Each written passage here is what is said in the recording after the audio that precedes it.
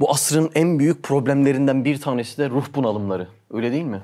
Geçen bir tane akrabam geldi.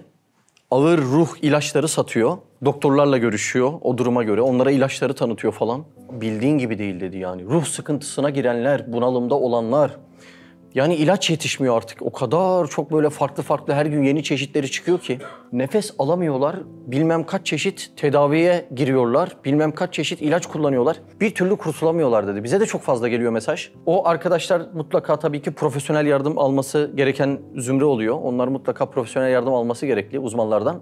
Ama bilirsiniz yani ruh sıkıntısının altyapısında iman zafiyeti de ciddi bir yer işgal etmektedir. O yüzden iman derslerini izleyerekten, yani aylardır hatta yıllardır kullandığım ilaçlar artık onları terk ettim. Bu dersler bana çözüm oldu ve çok uzun süredir de iyiyim, dirayetliyim diyen arkadaşlar da çok fazla. Yani bu asırda ciddi bir problem. Ruh darlığı, ruh sıkıntısı. Hatta şey değil böyle sadece bu mesleği yani Müslümanlığı tanımayan insanlar da değil, tanısa tanımasa her birisini böyle mutlaka bir ziyaret ediyor ruh darlığı. Bize de günlük gelen aramalarda, mesajlarda çok fazla var. Ruhum daralıyor, ruhum sıkılıyor.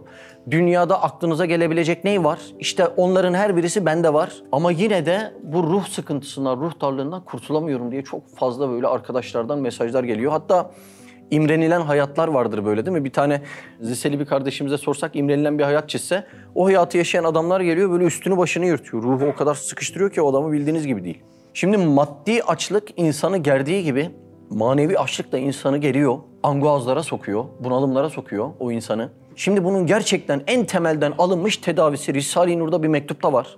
Bunu şöyle geniş bir şekilde ele almamız lazım. Sadece bu dersten istifade etmenin bir şartı, bu dersi izleyen birileri varsa hemen kapatmaması lazım. Çünkü dersin en son bağlandığı nokta dersin sonu olacaktır. Ve orada bir insan tam böyle idrak ettikten sonra bu muymuş çözüm deyip mutlaka ve mutlaka böyle bir hakikati duyduktan sonra bunu uygulamaya başlayacaktır. Çünkü meselenin altında yatan bütün parametreleri teker teker konuşmamız lazım. Ruh darlığının, ruh sıkıntısının bir tamamıyla çözümü inanın şu okuyacağımız paragrafın içerisinde saklı. Buyurun okuyalım. Bismihi Subhanehu. Lemalar 17. lema 13. nota 3. remiz. Ey insan! Fatır-ı Hakim'in senin mahiyetine koyduğu en garip bir halet şudur ki, bazen dünyaya yerleşemiyorsun.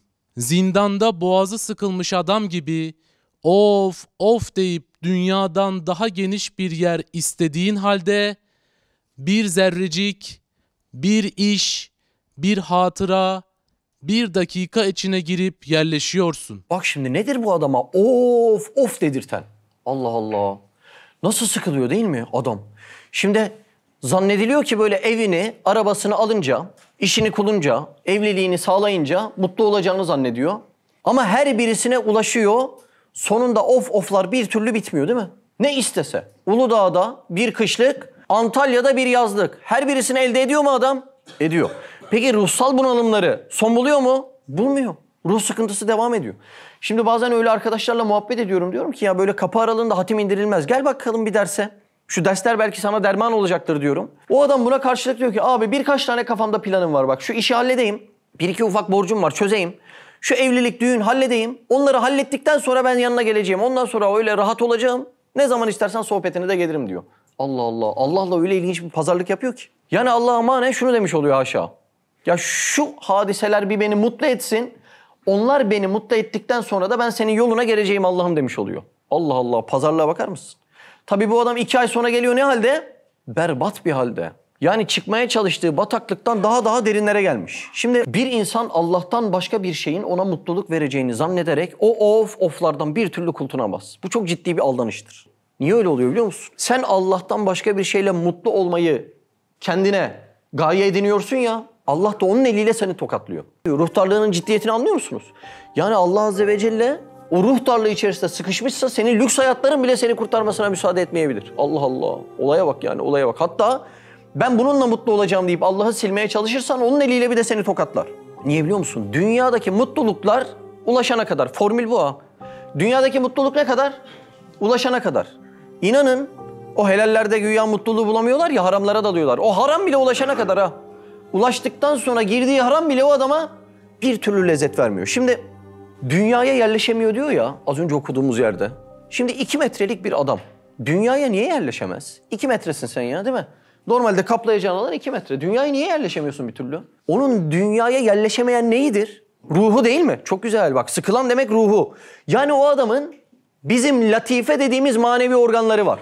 Ve bunun yanında latife demek aynı zamanda kabiliyet demek. Yani manevi organın gelişirse neyin de gelişiyor? Kabiliyetin de. Benim şuradaki maddi kasım gelişse kaldırma kabiliyetim de gelişir mi? Aynen öyle. Manevi organın gelişirse de gelen imtihanları kaldırma kabiliyetin de gelişecek. Normalde 2 metreye sığan bir adam dünyalara sığamıyor. Allah Allah. Şimdi bazı ağaçlar var. Ağaçların çapı 1 dönüm. Bizim hayalhanemin arazisi kadar. İnşallah İstanbul'daki arazisi 10 dönüm olur. 1 dönüm çap var ağaçta. Koskocaman. Allah Allah. Dev gibi. O ağaçta neler var? Yapraklar var. Gövde var. Meyveler var bak. Meyve deyince lezzeti düşünün. O lezzetli şeftalileri, armutları, muzları var. Peki o ağaç çekirdek hükmündeyken cebine sığar mı? Cebine sığar. Bak bu senin çekirdek halindeyken cebine sığıyor ama cebinde taşıdığın şeyin içerisinde neler var? Dallar var. Yapraklar var. Ve lezzet veren meyveler var. Şimdi bu çekirdek halindeyken kapkaranlık bir toprakta hayat yaşıyor. Bizim latifelerimiz aynı bu halde. Her birimizin latifeleri, manevi organları var mı? Var. İlk ne halinde bunlar? Çekirdek halinde. Nerede yaşıyorlar? Karanlıkta, daracık bir toprakta. Bak normalde baksan 2 santime sığar, doğru mu? Hani biz de dedik ya 2 metreye sığıyoruz ama bir türlü of demekten geri duramıyoruz. Normalde şu da 2 santime sığar ama bu içerisinde neler saklıyor biliyor musun? Dallar, ağaçlar ve lezzet veren meyveler saklıyor. Yani şu tohumu eğer toprağın altından çıkarmayı başarabilirsek, latifelerini yani kabiliyetlerini toprağın üstüne çıkarabilirsek, o kabiliyetlerin içerisinde dallar, yapraklar ve birbirinden lezzetli meyveler verecek o insana. Çıkaramazsak toprağın altında ne olacak? Daracık kalacak, suyla buluşamayacak ve en sonunda ne olacak? Gübre olup toprakla karışıp gidecek. Demek ki uyandırırsan ağaç olacak, uyanmazsa bir çekirdek, en sonunda da gübre olup gidecek. Şimdi ben böyle ciddi bir olay anlatıyorum. Diyorum ki bizim manevi kabiliyetlerimiz var. Bunları çekirdekten ağaca çevireceksin. Yani bunu dışarıda da bilen birçok insan var. Ama bir türlü hala ahireti önemsemiyor. Doğru mu? Neden önemsemiyor o insan o ahireti?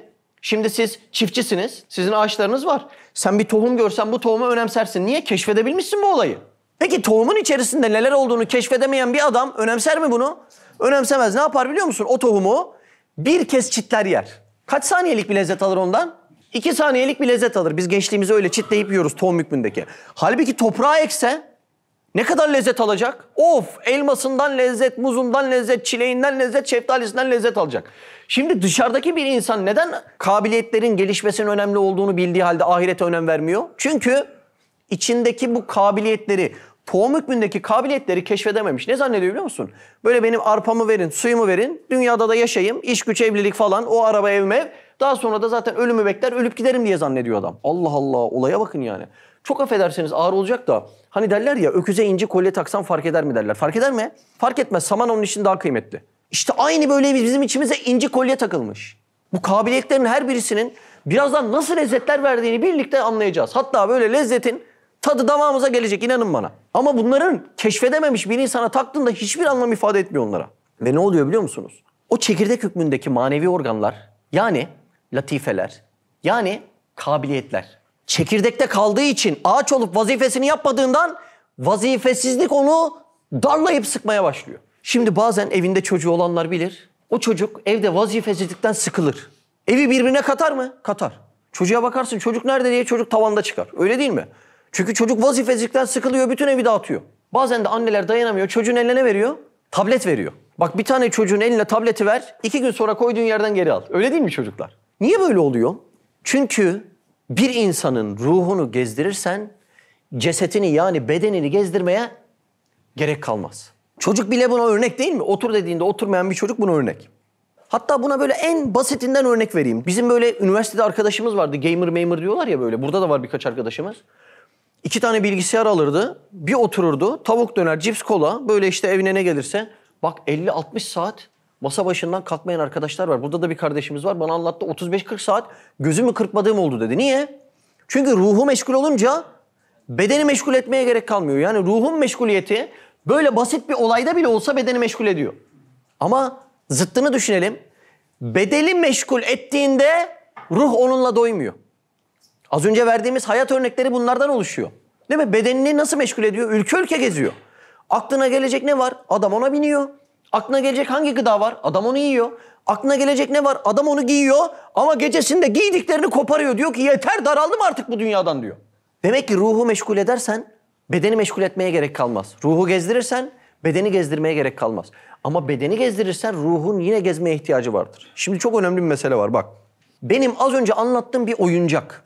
Yani bir insanın ruhunu oyuncakla bile meşgul etsen 2 ay, 2 yıl onunla dayanıyor mu? Dayanıyor işte. Oyun oynayan arkadaşlar var. 2 ay, 2 yıl dayanıyor. Sonrası hüsran, sonrası çok kötü. Maalesef.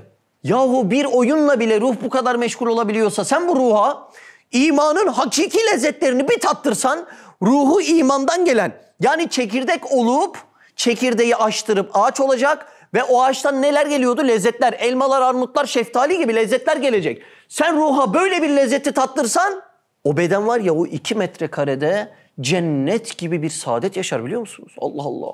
Şimdi Yunus Emre diyor ki cennet cennet dedikleri birkaç köşk ile birkaç huri, isteyene onları ver, bana seni gerek seni diyor. Bakın biz bunu şiir gibi algılıyoruz ama bu şiir değil, bu hakikat. Yani bu anı yaşamış, dünyadaki lezzetlerin hiçbirisinin elemden başka bir şey olmadığını görmüş ve kendisindeki o latifeler var ya, manevi organlar. Ne hükmündeydi onlar? Çekirdek hükmündeydi. Her biri ne olmuş? Ağaç olmuş ve lezzet almış. Bak Süleyman, sen elektrikçisin. Senin ilk kabiliyetin ne hükmündeydi? Çekirdek. Ağaç hükmüne geçti mi? Geçti. Ve sen ondan lezzet alıyorsun. Evini alıyorsun, arabanı alıyorsun, seyahatlerini alıyorsun bak. Anladın mı manevi kabiliyet gelişirse neler neler alır? Şimdi Talip, sen esnafsın. Senin ilk kabiliyetin ne hükmündeydi? Çekirdek hükmündeydi. Gelişti, gelişti, gelişti. Ne oldu? Ağaç oldu. Peki sen o gelişen kabiliyetle ne yaptın? Ev aldın, araba aldın, çocuk yaptın, onları gezdirdin. Yahu bak, dünyevi kabiliyetlerin gelişmesinden bahsediyorum sadece. Osman Emice, sen öğretmensin değil mi? Kabiliyetin çekirdek hükmündeydi. Geliştirdin, ne yaptın? Ağaç hükmüne getirdin ve talebelerine ders veriyorsun. Talebelerin sana hocam seni seviyorum demesinde bile ayrı bir lezzet alıyorsun. Şimdi bir de bizim şu çekirdek hükmündeki latifelerimiz, yani manevi organlarımız gelişip iman suyuyla gelişip çatlayıp o kabuğunu yırtarsa, ağaç hükmüne gelirse oradan alınan lezzet karşılığında ne ruhun daralmasından bahsediyorsun? Ruh öyle ciddi bir lezzet alır ki artık bedeni meşgul etmeye bile ihtiyacın kalmaz. Alimlerden niceleri inziva haline geçmişler. Ne kadar geçmişler? Aylarca, yıllarca inziva haline geçen var. Mesela İmam Gazali'nin de öyle bir dönemi var. O dönemin üniversitesi gibi diyebileceğimiz bir üniversiteyi bırakıyor. Bir inziva haline kapanıyor. Daha sonra kendisine başka vazifelere gidiyor. Nasıl kapanabiliyorsun sen ey üstad? Hiç göz görmez, insan gelmez yerlerde o kadar vakitler neler yapabiliyorsun? İşte ruh o kadar ciddi bir imandan lezzet alıyor ki cesetini gezdirmeye bile gerek yok. Bu asrın insanı ne durumda peki? Tam zıt değil mi? Alışveriş merkezleri böyle bebeğin kundağı gibi bizi uyutmak için. İçinde değil mi? Paket halinde sıkıştırılmış ne kadar maddi lezzet varsa var. Giriyorsun 2 saat sonra oradan da sıkılıyorsun. Belin ağrıyor, dizin ağrıyor. Yemekler, kıyafetler, yan komşu bunu almış, hadi onu da alalım. Hangisi doyuruyor? Hiçbirisi doyurmuyor. Allah Allah, bak bak olayı görüyor musunuz? Ruh darlığının sebebini görüyor musunuz? Demek ki bizde vazifesizlikten daralan manevi organlar, latifeler var. Sen onları çekirdek hükmünden ağaç hükmüne vazifelendirmediğin anda seni boğacak, sıkacak ve o darlıkta mahvedecek. Buyurun devam edelim. Zindanda boğazı sıkılmış adam gibi of of deyip dünyadan daha geniş bir yer istediğin halde bir zerrecik, bir iş, bir hatıra, bir dakika içine girip yerleşiyorsun. Bak, sonsuz kabiliyettesin, ağaç gibisin, güneşle bulutlarla buluşacaksın ama toprağın içerisinde kalmışsın, of of deyip daralıyorsun. Ya bak, bir insan için dünya ne biliyor musun? Şu çekirdek gibi yani, öyle küçücük bir şey ama küçük gelmesi gereken dünyada bir hatıra geliyor sana. O hatıranın içinde boğuluyorsun değil mi? Yaşamıyor musunuz hiç? Haftalık günlük yaşıyorsunuzdur ya, insanız yani değil mi? Neden böyle oluyor yani? Bir hatıra geliyor, diyorsun ki şu hatıranın içerisinden hiç çıkmasaydım diyorsun. Başka bir hatıra geliyor, kurtulamıyorsun, üstünden atamıyorsun. Memleket memleket geziyorsun ama hatıranı bavul gibi yanında taşıyorsun. Darlıyor seni. Bir türlü kurtaramıyor o hatıra seni. Allah Allah, onun içerisinde takılıyorsun, boğuluyorsun. Normalde baksan seni dışarıdan tanıyan birisi der ki bu buluşları yapan, şu firmaları açan, bunları yapan bir adam diyecek. Ama sen o yaptıklarının farkında değilsin. Önündeki güzellikleri göremiyorsun. Girmişsin o hatıranın içerisine. Boğulup duruyorsun o hatırada. Ve diyorsun ki acaba şöyle yapsam olur muydu, böyle yapsam olur muydu deyip darlanıyorsun. Ve ondan sonra o ruh darlığından kurtulamadığından gelsin antidepresanlar, gelsin ilaçlar, gelsin doktorlar. Allah muhafaza. Peki bunun zıttı saadetin garantisi midir? Bunun zıttı saadetin garantisidir. Biraz örnek verelim mi? Tohum hükmündeki latifeleri, yani manevi organları, yani kabiliyetleri ağaç hükmüne gelmiş insan dediğimizde bu noktada İnsanlığın piştarı kimdir? Efendimiz Muhammed Mustafa Aleyhisselam. Bak üstad diyor ki bir insanın kıymeti himmeti nispetindedir diyor. Süleyman'ın kıymeti elektrikçiliği nispetindedir. Talib'in kıymeti esnaflığı nispetindedir. Bizim dişçi Fatih'in kıymeti diş hekimliği nispetindedir. Doktor Ali'nin kıymeti doktorluğu nispetindedir. Eczacı Melih'in kıymeti eczacılığı nispetindedir. Bir insanın kıymeti himmeti nispetindedir. Efendimiz Aleyhisselatü Vesselam sürekli ümmeti demiş. Neden? Çünkü o kadar kabiliyetleri gelişmiş ki vazife olarak bütün ümmeti kucaklamayı almış. Bak kabiliyetleri gelişmiş bir zata bakar mısınız? Nasıl oluyor yani? Ya da onun talebelerinden baş talebesi diyebileceğimiz kim? Hazreti Ebubekir Efendimiz. Ya şu cennete bir girseydim de kurtulsaydım dememiş. Demiş ki ya Rab cesedimi öyle büyüt ki cehennemde benden başka bir mümine yer kalmasın demiş. Yani onlar girmesin demiş. Nereden geliyor bu himmet? Nereden geliyor bu lezzet? Nereden geliyor bu kabiliyet? Bak inanılır gibi değil. Demek ki bütün latifeleri ne olmuş? Ağaç hükmüne geçmiş. Ya da Üstad Bediüzzaman Said Nursi Hazretleri diyor ki milletimin imanını selamette görürsem cehennem alevleri içerisinde yanmaya razıyım. Çünkü cesedim yanarken gönlüm gülgülistan olur diyor. Ve bakın bu Üstad Hazretlerine ayda 300 altın diyorlar, istemiyorum diyor. Köşk verelim diyorlar, istemiyorum diyor. Umum vaizlik verelim diyorlar, istemiyorum diyor. Neyi tercih ediyor? Zindanlar, sürgünler, 3 ayda dökülen 9 tane dişi tercih ediyor. Diyor ki bir yerde fanilamı sattım, zor durumda kaldım diyor. Risale-i Nurlar'da geçiyor bahis. Ama bunun içerisinde neyi keşfetmiş sizce? Maneviyatın derin lezzetini keşfetmeyen bir adam böyle sıkıntılara tahammül edebilir mi? Bakın mümkün değil, mümkün değil. Yani bizim bu maddi lezzet dediğimiz var ya çok affedersiniz. Yani bir hayvan da belki bu maddi lezzetleri alabilir farklı şekilde. Yemekten, içmekten, uyumaktan bir hayvan da lezzet alabilir. Ama bu bahsettiğimiz hususi lezzetleri sadece latifelerini tohum hükmünden ağaç hükmüne çıkarabilen insanlar almış. Bak nasıl lezzetler almışlar. Şimdi ben buradan bir tanenizi alsam, sevdiğinden, anasından, babasından ayırsam, perişan etsem, 3 yıl boyunca boykot etsem, aç susuz bıraksam, üstünü başını yırtsam, hicrete mecbur etsem, gideceksin bu memleketlerden desem. Böyle bir insanın saadetli olduğunu iddia edebilir mi birisi? Edemez. Bakın bu anlattığımın mislini sahabe efendilerimiz yaşamış. Ama o asra ne deniyor? Asr-ı saadet, saadet asrı deniyor. O asır saadet olduğu gibi aslı da saadet. Gerçek bir mutluluğu yaşamışlar. Yahu maddi şartlar bu kadar üzücüyken siz nasıl oluyor da saadet aslı diyebiliyorsunuz buna? Çünkü kalplerinde o latifeler çekirdek hükmünden ağaç hükmüne geçmiş. Ve her birisinin manevi meyvelerini öyle yemişler ki bir namaz kılmışlar, biz dünyayı geçsek bu lezzeti alamayız. Üstad Hazretleri diyor ki bir gün namazda sadece Subhane Rabbiyel Ala derken o lezzeti böyle ucundan bir aldım diyor da anladım ki neden sahabeymiş onlar diyor. Onlar vazife cihetinde Resulullah Aleyhisselam'ın yanında bir bulunmaları var ya, vazifesini yapan bir adamın aldığı lezzetin alasını alıyorlar. Allah Allah. Şimdi belli başlı vazife noktalarıyla biz bu tohumları ağaç hükmüne getirirsek ruhtarlığı diye bir şey kalmaz. Ama bazen bu şartlar ayağımıza kadar gelmişken hizmet diye bir güzellik geliyor. Bu hizmet ne içinmiş? Ruhun bu dünya ve ahiretteki mutluluğu içinmiş. Bak ruhun mutluluğu buradaki küçük zahirdeki zahmetlerin içerisinde saklı. Tam böyle yapılacak bir iş var. Karşıdan aldığın cevap bazen şu oluyor.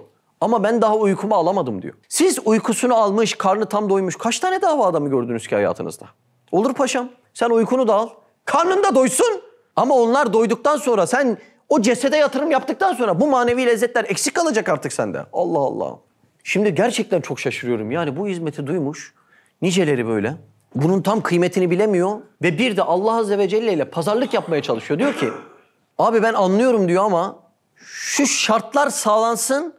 Bu şartlar sağlandıktan sonra ben o sohbetlere de geleceğim, bu işleri de yapacağım diyor.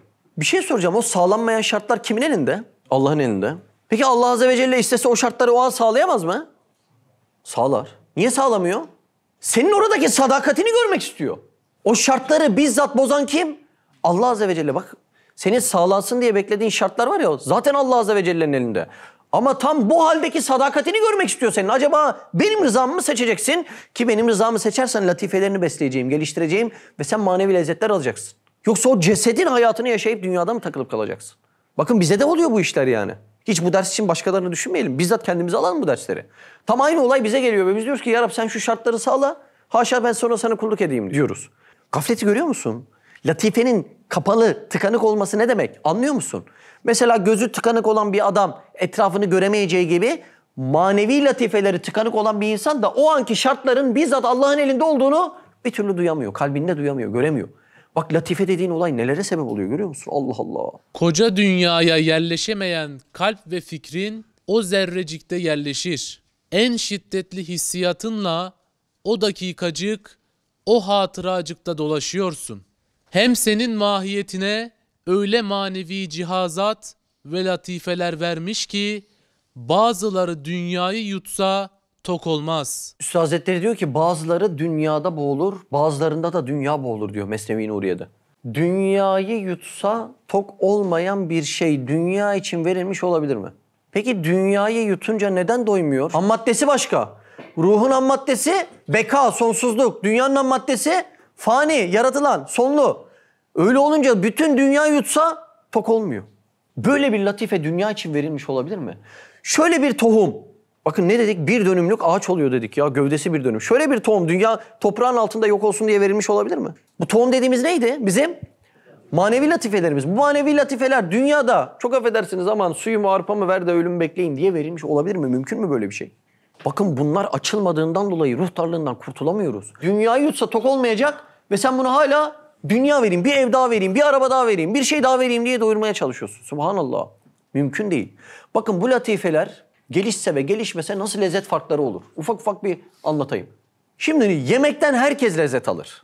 Ama bu manevi organın çekirdekten ağaç olsa, yani latife dediğin Allah Azze ve Celle ile iletişim halinde olan organın demek. Ne demek bu? Allah'ın esmasına bakan manevi organın demek. Ne demek bu? O esmadan lezzet alacaksın demek. Yemekten herkes lezzet alır. Ama yedirmekten sadece insanlığını keşfetmiş birisi lezzet alır. Kendisine gelen bir zarardan herkes acı duyar. Ama başkasına gelen bir zarardan sadece insanlığı gelişmiş insanlar acı duyar. Yani şu latifeler açıldığında ve açılmadığındaki farkları görüyor musun? Mesela bazen bazı adama bakıyorsun kedi köpek yakıyor. Kolunu kesiyor, kafasını bilmem ne yapıyor, gözünü bilmem ne yapıyor. Ya bizim arkadaşlar karıncaya basmaya kıyamıyor. Böyle adamları gördüğünüzde şaşırıyor musunuz? İşte onların bu kabiliyetleri tohum bile kalmamış. Toprağın altında ölmüş. Öldüğü için duyamıyor. Sizin duyu organınız ölse, size bıçak saplansa hisseder misiniz? Mümkün değil. Onların da bu manevi organları öldüğünden dolayı hayvandan daha aşağı bir şekilde yaşamaya devam ediyorlar. Bakın farklara bakın, manevi organ dediğimiz olayın önemine bakın. Keşke böyle kabiliyetimiz, gücümüz yetse dünyada herkese önce bu dersi duyursak. Latife dediğin önemi. Yani senin İslam'da bir şey yapabilmen için, tam insan olabilmen için, neyse onu yapabilmen için, neyse onu olabilmen için öncelikle bu latife meselesini çözmen lazım diye keşke 7 düvele duyurabilsek. Buyurun devam edelim. Bazıları bir zerreyi kendinde yerleştiremiyor. Bak şimdi zerreyi kendinde yerleştirememek ne demek biliyor musun? Şimdi ruh neyden yaratılmıştı? Sonsuzdan. Beka yani ham maddesi. Burada zerre dediği ne sizce? Dünya. Ruha o dünyayı verdiğinde ne yapıyor? Yerleştiremiyor. Diyor ki kürdan batmış el gibi. Acı çekiyorum, al bunu benim kalbimden diyor. Şimdi bazen çok safi ruhlu bir adam görürsünüz. Bu adam gider birisinin kalbini kırar ya da birine kötü söz söyler. Sabahlara kadar uyuyamaz değil mi o adam? Niye onu kendinde yerleştiremiyor bir türlü? Çünkü o adam temiz kalmış ve konuştuğu cümle dünyaya bakıyor. Dünyaya baktığı için ruhuna ağır geliyor, bir türlü yerleştiremiyor. Bak ruh şöyle gelişti mi ne olur biliyor musun? Allah Allah. Artık ahiret odaklı çalışıyor adam. Her gün 50 milyon para kazanan bir adama ya birader şurada bir iş var 50 TL desen. O adam yapar mı? O adama ağır gelir o iş. Der ki bu benim gündemime girmez. Bana hakaret mi ediyorsun? Bu iş bana ağır gelir der.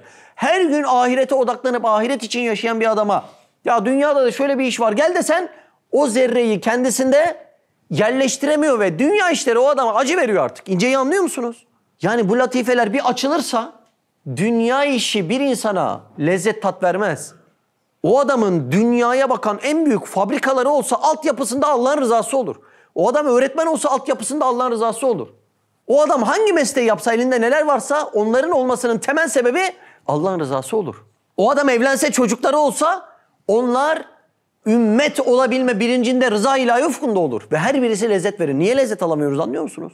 O zerreyi ham maddesi sonsuz olan ruh istemiyor. Yerleştiremiyorsun onun içinde. Diyor ki ya hani biz ahirete gidecektik ey dostum. Ne oldu da beni bu dünyaya çağırıyorsun istemiyorum diye başlıyor yaygaraya. Allah Allah. Buyurun devam edelim. Baş bir batman taşı kaldırdığı halde göz bir saçı kaldıramadığı gibi o latife bir saç kadar bir sıkleti yani gaflet ve dalaletten gelen küçük bir halete dayanamıyor. Burada ağırlık dediği ne biliyor musunuz? Ne burada ağırlık dediği? Manevi ağırlık. Şimdi bizim latife dediğimiz neydi? Manevi organlarımız.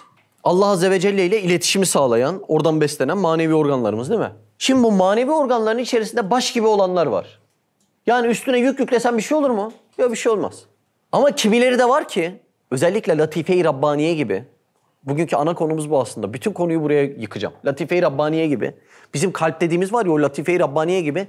O da baş gibi değil, ne gibi? Göz gibi. İşte o dünyaları yutan manevi organımızın adı ne?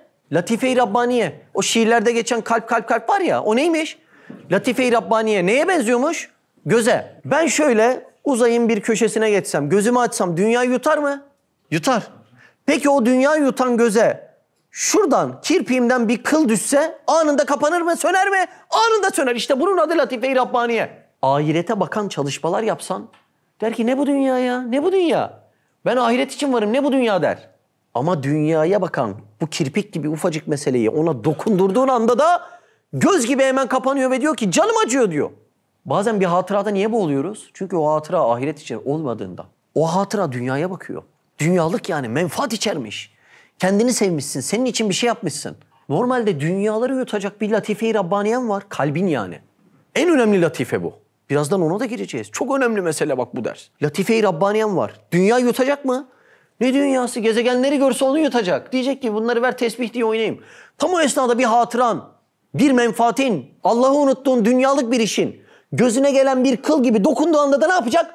Hemen kapatacak kendisini ve diyecek ki çok canım yanıyor, çok canım acıyor diyecek. İşte manevi ağırlık neymiş, anladınız mı?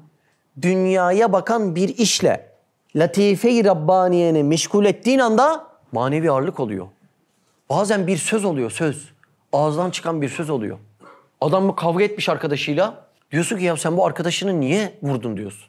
Diyor ki ettiği sözler çok ağrıma gitti diyor. Ya sözün ağırlığı ne olacak? Sabahtan akşama kadar etsen, kötü söz etsen bir gram etmez. Demek ki manevi bir ağırlığı var onun. Başka bir ağırlığı var. Allah Allah. Bazen gözüne gelen bir görüntü o manevi ağırlık oluyor. Kapatıyor latifeyi. Bazen meylettiğin bir olay, ağzından çıkan bir cümle, sarf ettiğin bir kelime, yediğin bir haram lokma ne yapıyor? Dünyaları yutacak. O latife-i Rabbaniye'yi kapatıyor. Sonra da sen bunun karşılığında olayı şöyle yorumluyorsun. Ruhum sıkılıyor. Daralıyorum. Uyku gözüme girmiyor. İyi de teşhisi illet etmeyelim mi? Sorun ne?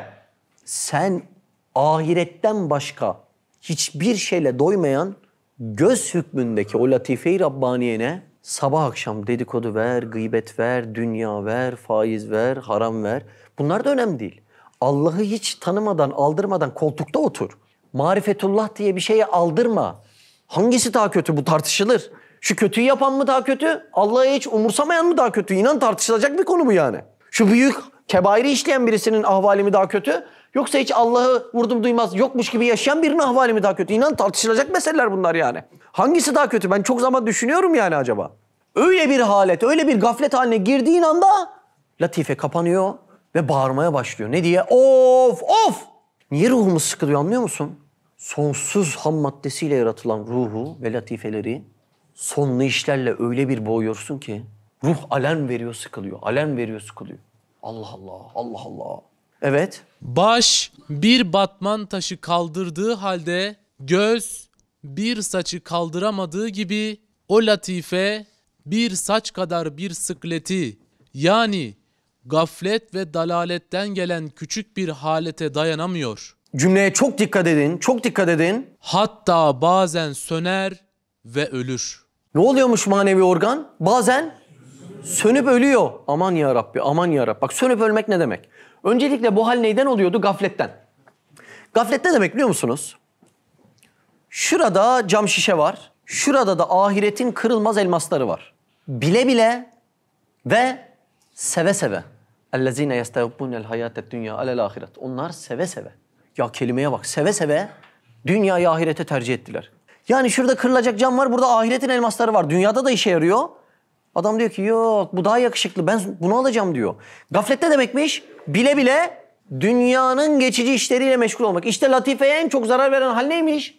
Bu gaflet hali. Bunu sürekli devam edersen latife ne olur? Söner ve ölür.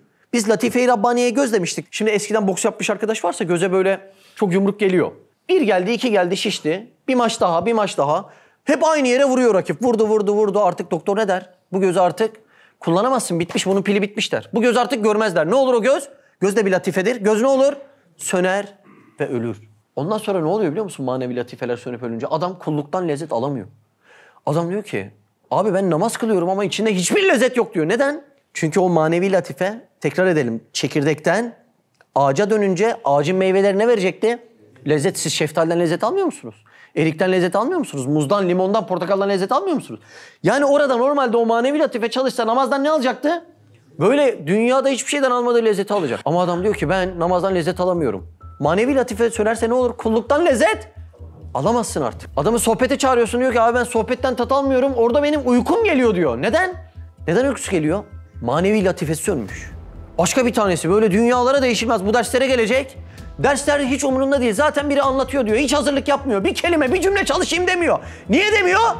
Latife gidiyor, latife. Farkında değil. 2-3 tane arkadaşı da şöyle sıkıştırıp hadi dersini yap, ödevini yap, çalış diye o latifeye kan pompalamaya çalışmazsa adam bitecek, haberi yok. Adam hala lay lay lom şu kıyafetimi giyeyim, bu ayakkabımı giyeyim, bu buna yakıştı mı? 2 kelimenin derdinde değil adam. Ya böyle şuursuzluk olur mu arkadaş ya? Latife gidiyor, latife. Adamın lezzeti gitmiş, kulluk şuuru gitmiş. Zannediyor ki şöyle güzel bir defteri kucağıma alayım, aman 2 gideyim 2 geleyim sohbet dinleyeyim. Sen su vermeyecek misin o tohuma? Ağaç etmeyecek misin o tohumu? Latife sönerse ne olur anlıyor musun? Allah Allah. Bak ne hale düşüyor insan yani. Ondan sonra lezzet almıyorum diyor. Bir insanın dili jiletli olsa, yaralı olsa, Antep baklavası versen ne der o adam? Eyvah der, canım yanıyor der. Sorun yemekte mi, dilinde mi? Sorun yemekte olsa başkaları ben lezzet alıyorum demez. Demek ki sorun senin dilinde. Dilin yaralı dostum. Dilin yaralı olduğundan ne namaz lezzet veriyor, ne sohbet lezzet veriyor, ne de Allah'ı tanıma senin iştahını açmış. Ya şu tişörtü de alayım diye bir hafta uykusuz kalan bir adam, ben Rabbimi tanıyayım diye nasıl düşünemiyor? Latifeler sorunlu işte, bak problemin büyüklüğüne bak.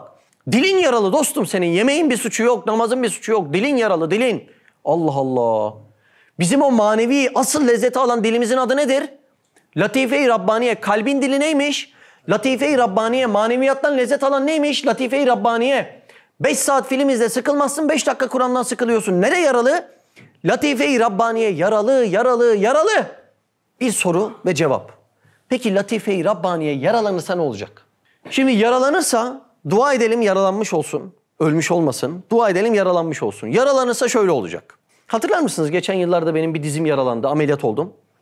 1,5 ay böyle dereceli dizlik diyorlar. Alçı gibi bir şey işte. 1,5 ay alçıda kalmış gibi düşün yani dizimi. Ne oldu benim dizim hatırlıyor musunuz? Küçücük kaldı böyle. Sol bacağıma bakıyorsun büyük. Sağ bacağıma bakıyorsun ufak kaldı. Peki ben 1,5 ay alçıda kalmış dizi eski haline çevirebilmek için ne kadar antrenman yaptım biliyor musunuz? 1,5 yıl yaptım ve hala yapmaya devam ediyorum. Haftada 4 gün, 5 gün, 6 gün antrenman yapıyorum ki ne için? Tekrar eski haline gelsin diye rehabilite etmeye çalışıyorum bacağı. Manevi bir latife yaralanırsa ne gerekiyormuş? Bir haftalık yaraya 1 ay boyunca senin mücadele etmen, irade kullanman gerekiyor. Arkadaş ben sonsuzu kaybedemem. Benim tek çarem budur.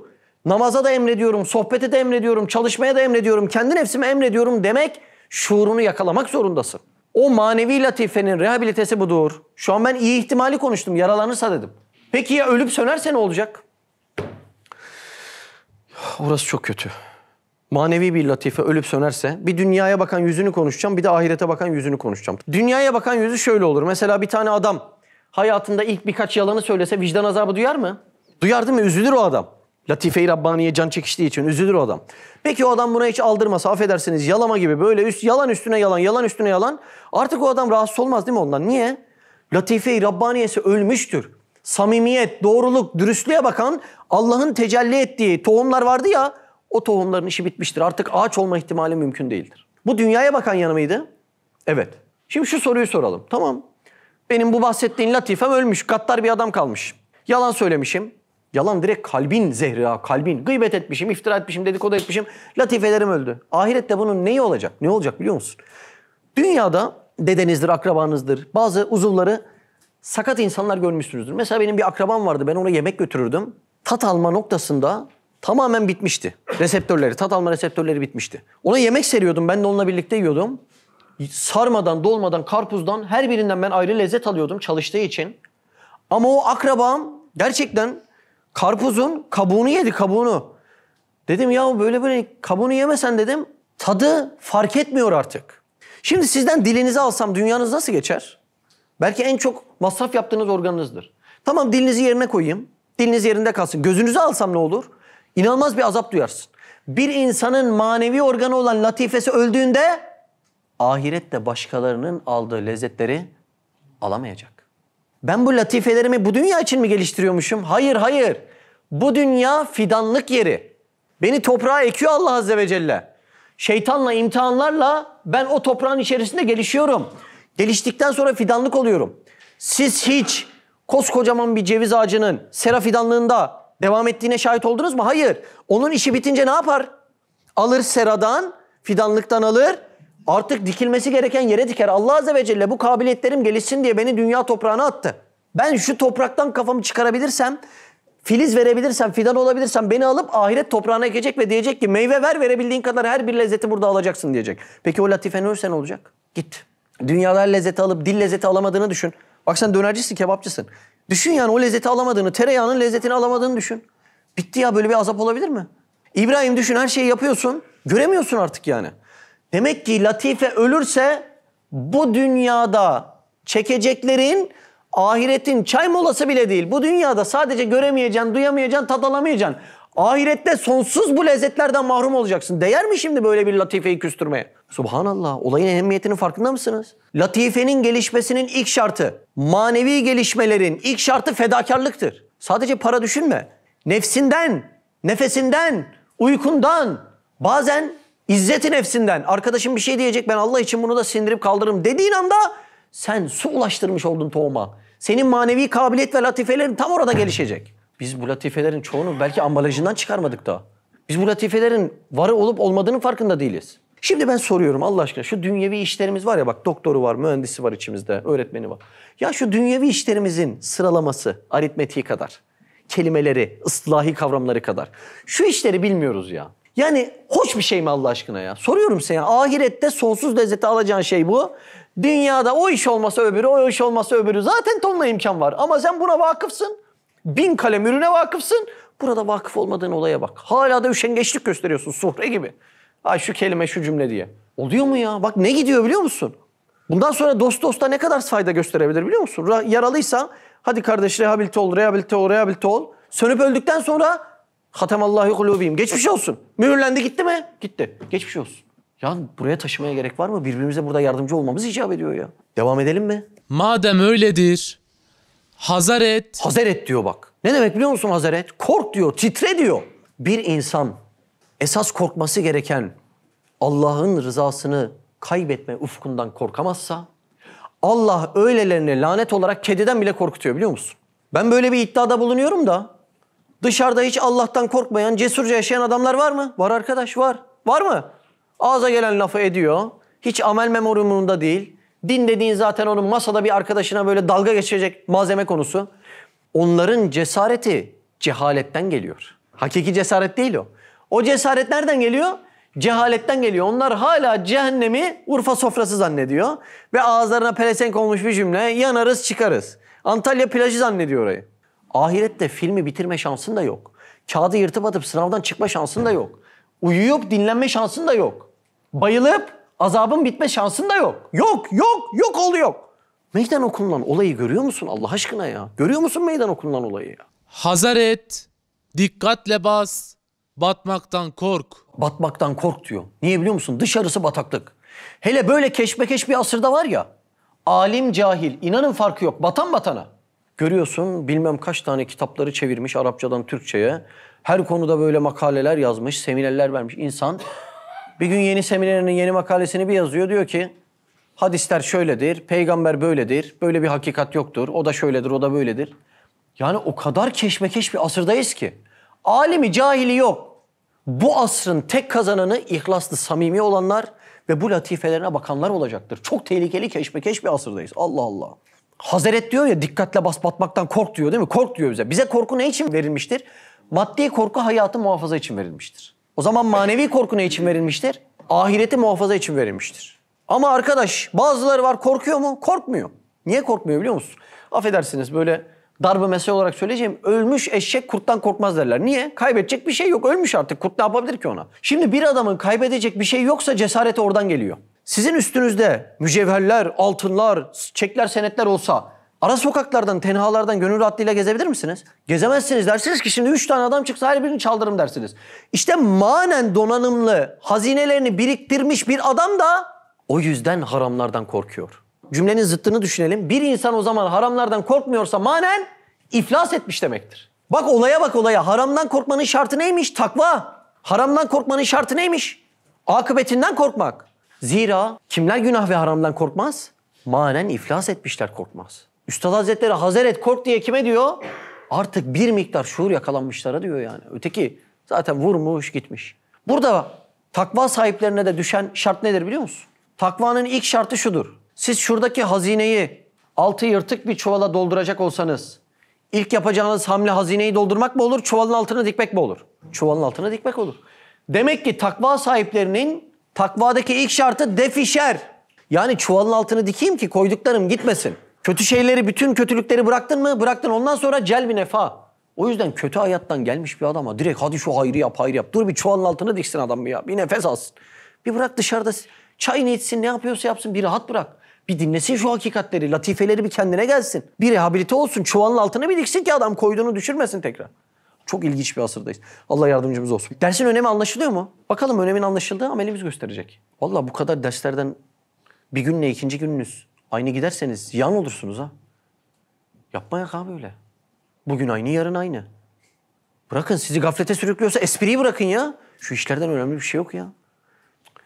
Devam edelim. Madem öyledir, hazar et, dikkatle bas, batmaktan kork. Bir lokma, bir kelime, bir tane, bir lem'a, bir işarette, bir öpmekte batma. Bataklıkların her birisi birle başlıyor. Adama diyorlar ki çek bir fırt bir şey olmaz diyorlar. Bir çekiyor 60 yıl müptezel geçiyor. Bir bak. Bir lokmada oluyor ya. Şu haramı ye ne olacak bir seferden? Adam bir gidiyor oradan perişan oluyor. Bir daneyle kandırıyorlar. Çocukken kuş avlanırdı. Şöyle bir kafes konulurdu. Şuraya kürdan takılırdı. İçine bir tane konulurdu. Kuş taneye geldi mi bir çekerdin ne olurdu? Kuş kafeste. Aynı böyle bir taneyle kandırıyorlar. Ve birçoklarının ömrü, ahireti bir öpmekte gidiyor. Bir öpmekte. O mutluluğu, huzuru Allah'tan değil de o karşıdan bekleyen arkadaşlar var ya bir öpmekte sonsuzlarını yakabilirler. Allah muhafaza etsin. Buyur. Dünyayı yutan büyük letaiflerini onda batırma. Dünyayı yutan anlıyorsunuz değil mi? Latife-i Rabbaniye için dünya bir şey değil. Bir şey değil. Bozuk para diye harcar dünyayı. Ama gözüne bir kirpik geldi mi ne yapıyor? Batıyor. Gözüne batıyor. Evet. Çünkü çok küçük şeyler var, çok büyükleri bir cihette yutar. Biz sorsak burada Allah'ı sevme noktasında ben sevmiyorum diyen var mı içinizde? Yoktur değil mi? Seviyor musun Allah'ı? Seviyorsun değil mi? Şimdi kime sorsak Allah'ı seviyorum diyoruz. Allah Azze ve Celle de acaba beni ne kadar seviyor diye önümüze zafiyetlerimizi koyuyor. Makam koyuyor, para koyuyor, haram koyuyor. O koyduktan sonra Allah Azze ve Celle şunu görmek istiyor. Acaba zafiyetinin hatırı mı daha yüksek yoksa benim hatırım mı daha yüksek? Sen orada diyorsun ki bir seferden ne olacak küçük bir şey şu zafiyetimi de bugün tadına bakayım diyorsun. O küçük bir şey dediğin ne yapıyor? Dünyaları yutuyor, dünyaları. O dünyaları yutan, gözüne batan küçücük bir şey. Ama o küçük bir şey ne yapıyor? Gözü kör ediyor. Senin tam oradaki yol ayrımında Allah'ın hatırını tercih etmen gereken o küçücük şeyi tercih ettiğin için latifen sönüyor, ölüyor, gidiyor. Ondan sonra da anlamsız kalıyor. Mesela o insanı daha önceden tanıyan birisi diyor ki ya bu insan nerede diyor. Bu insan Allah diyordu, kitap diyordu. Ya diyor da işte mübarek adam. Ahir zaman ya, keşmekeş bir asır. Allah hepimizi muhafaza etsin. O insan dediğini de muhafaza etsin. Latife öldü mü artık bir çaresi yok ortada. Küçücük bir şeyle Allah Azze ve Celle deniyor. Kimin hatırı büyük diye. Sen de beka aleminden yaratılan ruha fena aleminden dünyalık bir şeyi koyduğunda onu böyle istikbalimin tek gayesi bu diplomam, bu işim, bu gücüm, kalbimdeki bu menfaatler diye Allah'ın hatırını koymadan onu yerleştirdiğin anda küçücük bir şey dünyaları yutan bir şeyi söndürüyor, bitiriyor, mahvediyor. Latife bu kadar önemli bir şey. Devam et bakalım. Nasıl küçük bir cam parçasında gök yıldızlarıyla beraber içine girip gark oluyor. Hardal gibi küçük kuvve-i hafızanda senin sahife-i amalin ekseri ve sahaif-i ömrün avlebi içine girdiği gibi çok cüz'i küçük şeyler var. Öyle büyük eşyayı bir cihette yutar, istiab eder. Allah o küçük şeylere bizi bulaştırmasın, muhafaza etsin inşallah diyeyim ve dersin devamına başlayayım. Latife ne oldu anlaşıldı mı? Manevi organ. Manevi organın iki özelliği var. Ya lezzet alır ya elem çeker. Mecbur. Mecbur mu? Mecbur. Ya lezzet alır ya elem çeker. Vazifesini yaparsa lezzet alır. Vazifesizlikten ise elem çeker. Yani senin o latifen, kabiliyetin gelişirse, tohumdan ağaca dönerse, meyveleri yer, lezzet alır. O kabiliyetlerin, latifelerin gelişmezse, sönerse, ölürse, vazifesiz kalırsa ruh darlığı, ruh sıkıntısı, afakanlar beni basıyor der. Dünyaları da sana verseler içine sığamaz. Şimdi o vazifesizlikten gelen bir elem var. Bak bu iman hizmeti, Kur'an hizmeti niye önemli görüyor musun? Bu dersler niye önemli görüyor musun? Sadece bu dersleri ezberlemek değil. Öğreneceksin, fedakarlık yapacaksın. Hayatının gayesi bu iş yapacaksın. Yaşatmak için yaşayacaksın ki o latifelerin lezzeti alsın. Başka yolu yok bunun. Fedakarlık edeceksin. Feda et, ta beka bulsun diyeceksin. Yoksa vazifesizlikten gelen sıkıntılardan kurtulamazsın. Bazen bir arkadaşınla görüşürsün telefonda. 10 dakika sonra şurada buluşalım der. 1 saat geçer. O beklemek sıkar mı sizi? Niye? Vazifesizlikten gelen bir sıkıntı. Bazen hastaneye gidersiniz. Doktor bir gün yatış verir. 2 gün geçer daha çıkarmamış seni. Halbuki iyisin sen. Sıkılır mı canın? Sıkılır. Neden? Çıkarsana ben bu vazifesizlikten çok sıkılıyorum dersin. Nasıl o işlerdeki, o hallerdeki vazifesizlikten sıkılıyorsun? Aynen öyle. Senin latifelerin de yaratılış vazifelerini yapmazlarsa. Akıl, Allah için düşünmeyi. Kalp, Allah için sevmeyi. Bunları yapmazsa vazifesizlikten gelen sıkıntılarla, ruh darlığından kurtulamazsın. Kafanı duvara vurulursun, duvar düzelir, senin ruhun bir türlü düzelmez. Kuşun kafeste canı neden sıkılır? Çünkü vazifesini eda edemediğinden. Alçıdaki kol niye canınızı yakar? Çünkü vazifesini icra edemediğinden. Demek ki bizim ruh darlığı dediğimiz olay ne biliyor musun? Vazifesizlikten gelen sıkıntılar. İnanın başka bir şey değil. Yani sen komşularınla ölene kadar kısır günü yaparak bu işi çözemezsin. Sen yan komşunun imanını ve kendi imanını kurtarmaya amel ettiğin gün bu işi çözeceksin. Anlıyor musun? Ondan sonra teyzem geldi, halam geldi, dünyaları aldık, hediyeler aldık. Bunlar o tablet eline verilmiş çocuk gibi 2 gün. Başka ötesi yok. 2 gün sonra bunlar da sana fayda vermeyecektir. Şimdi latifenin 2 özelliği var dedim. Vazifesini yaparsa lezzet, vazifesini yapmazsa elem çeker. Şimdi göz mesela güzel manzaralar görürse ne olur? Üf! Bak onun vazifesi güzel manzaraları görmek. Çok lezzet alır ya. İnsanlar fotoğraflara lezzet veriyor mu? Bizim meşhur ressamımız kimdi? Salvador Dali. Bir resim yapıyor. Milyar dolarlar. O da bulursan yani. Niye insanlar o kadar para veriyor? Gözün demek orada bir lezzeti var. Peki vazifesi dışında kullanırsan? Yaşadığınız oldu mu hiç? Kapat şunu, ben görmek istemiyorum. Niye görmek istemiyorsun? Elem duydum. Azap duydum çünkü ondan. Demek vazifesinde kullanmadığına ne oluyor o latife? Elem duyuyorsun. Göz bir latifedir ha bu arada. Kulak nedir kulak? Kulak bir latifedir. Bunlar ruhun alet cihazının kullandığı, çıkardığı argümanlar. Şimdi bazen güzel bir Kur'an dinlesen ne olursun? Mest olursun ya. Allah Allah ya şu sese bak dersin ya. Bazen de şunu yaptınız oluyor mu? Ya kapat şunu ya, mahvetti beni. Niye? Vazife dışı kullandığın anda ne verdi bu sefer? Azap verdi sana. Bakın akıl latifedir. Mesela düşünür, tartar, insanlığın huzurunu düşünür. Der ki mesela insanlığın huzuru adalette der. Adaleti gördü mü akıl ne yapar? Lezzet alır. Peki bir adaletsizlik oldu mu insanların canı yandı mı ne olur? Bu sefer de azap çeker. Görüyor musun vazife dışı kullanıldığında? Dil muazzam bir latifedir. Tantunisi, kebabı, ciğeri, küşlemesi her biri buradadır. Ama dilin bir arızalanırsa ne olur? Bu sefer de elem çeker. Bak bunların her birisi latife. Allah Allah. Peki bizim kaç tane latifemiz var? Allah Azze ve Celle'nin esması adedince. Peki biz kaç tane tohumu ağaç yapıp büyütmek zorundayız? Allah Azze ve Celle'nin esması adedince bizde latife tohumu var. Onların her birisini ağaç yapmamız gerekli bak. Demek ki bizim lezzet aldığımız ne varsa orada Allah'ın esmasının tecellisi var. O latifemiz gelişmiş.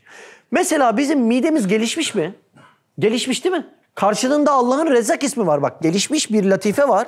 Karşılığında da Rezzak ismi var. Bunlar buluştuğu anda ne oluyor? Lezzet alıyor. Bizim mesela göz latifemiz gelişmiş mi? Herkes burada iyi görüyor değil mi? Gözü görmeyen bir arkadaş yok içeride. Peki göz latifen Allah'ın nur ismiyle buluştuğunda mı lezzet alıyor? Evet, zulümde kalsak, karanlıkta kalsak elem duyacağız. Gözün bu arada tek kullanılışı görmek yani başka bir şey yok. Şimdi Allah'ın Kuddüs ismi var. Zat-ı Pak değil mi? Sen mesela etrafı temizlesen veyahut tövbeyle ruhunu temizlesen ne yaparsın? Bir lezzet alırsın. Demek ki senin latifelerin, manevi cihazların, organların Allah'ın esması tecelli ettiğinde bir lezzet alıyor. Bak. Sen de mesela Allah'ın Hakim ismi tecelli ederse sen de çok güzel bir iş yaptın burada. Ya şu ürünü yaptım ama üf ne güzel olmuş ya. Lezzet aldın mı güzelliğinden? Demek ki Allah'ın Hakim ismi sende tecelli edip sen o organını kullanırsan lezzet var. Kullanmazsan mesela şu oluyor mu? Ya o kadar uğraştım, abes iş çıktı ortaya ya. Üzülüyor mu insan? Üzülüyor. Ya o kadar yemek yaptım 5 saat boyunca, bak tatlıya tuz atmışım meğer. Abes iş mi? Abes iş. Ne oluyor karşılığında? Üzülüyor. Demek ki Esma ne kadar tecelli etse o kadar derin lezzeti var. Esma ne kadar kendi tecellisini çekse o kadar da elemi, azabı var. Allah Allah. Latifelerimizden en önemli 10 tanesini tanıyalım. İmam Rabbani Hazretleri en önemli 10 tanesini tespit etmiş. Demiş ki havas-ı hamse-i zahiri demiş. Yani zahiri görünen 5 duyu demiş. Görme, koklama, duyma, dokunma, işitme. Bir de demiş ki havas-ı hamse-i batıni var demiş. Bu da öyle sizin hemen gözle göremediğiniz 5 tane çok önemli manevi organ demiş. Kalp, ruh, sır, hafi, ahfa. Kalp, ruh, sır, hafi, ahfa. Ben size havas-ı hamse-i batıniyi anlatacağım. Çünkü zahiri olan 5 duyumuzu zaten biliyorsunuz. Onların neyden lezzet alıp neyden elem çektiğini de biliyorsunuz. İlk sıraya kalp diyelim. Dersi yapma amacım şu kelime, kalp kelimesi. Şimdi Üstad Hazretleri'nin bir cümlesini okuyalım. Diyor ki, kalp dediğin sanevberi bir et parçası değildir. Çam kozalağı gibi, şuradaki resimdeki gibi sadece değildir diyor. Ancak bir latife-i Rabbaniyedir ki, mazhar-ı hissiyatı vicdan, makesi efkarı dimadır diyor. Bizim bu kadar dersi anlattığımız manevi organ vardı ya, latife dediğimiz. Onun en merkezisinin adı neymiş?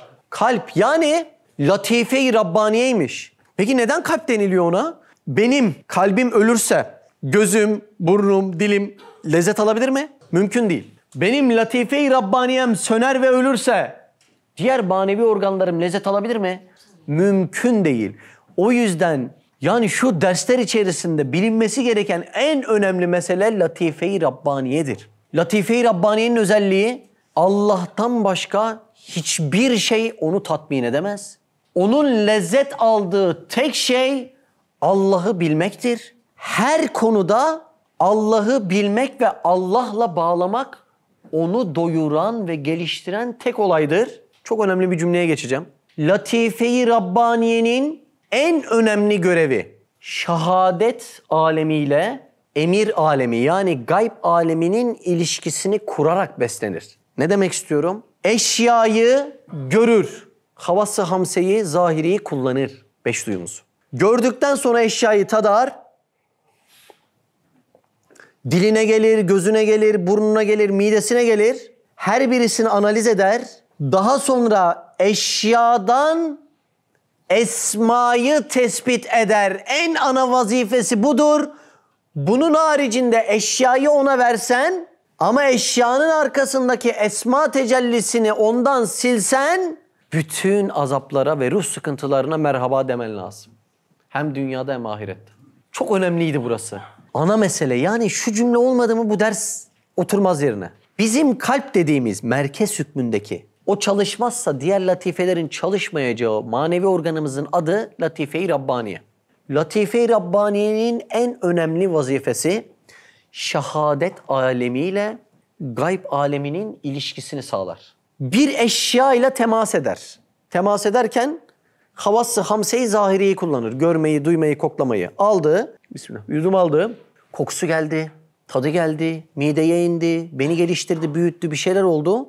Buradaki eşyayı analiz eder ve burada derinlemesine esmadan olduğunu bilir ve sadece bu vazife için vardır. Sadece bu vazifeyle doyar ve tatmin olur. Latife-i Rabbaniye'yi öldürmek istersen ona eşyayı vereceksin ama esmayı vermeyeceksin. Her gün eşyaların içerisinde seyredeceksin gözünle, kulağınla, dilinle, bedeninle, ama oralardaki esma hakikatiyle Latife-i Rabbaniye'yi beslemeyeceksin. Bunun sonu manevi bir intihardır.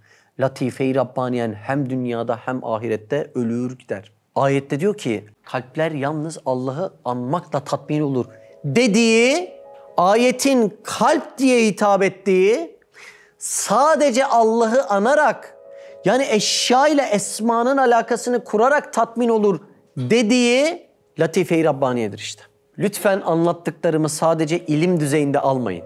Eşya ile esmanın alakasını kuran nefesini, nefsini feda eder, İnsanlık için sahabe ve Resulullah Aleyhisselatü Vesselam'a benzemeye çalışır. Gecelerini, uykularını bölerek mücadele eder. Ya Rab, sen benden nasıl razı olursun diye onun yolunda hizmet eder.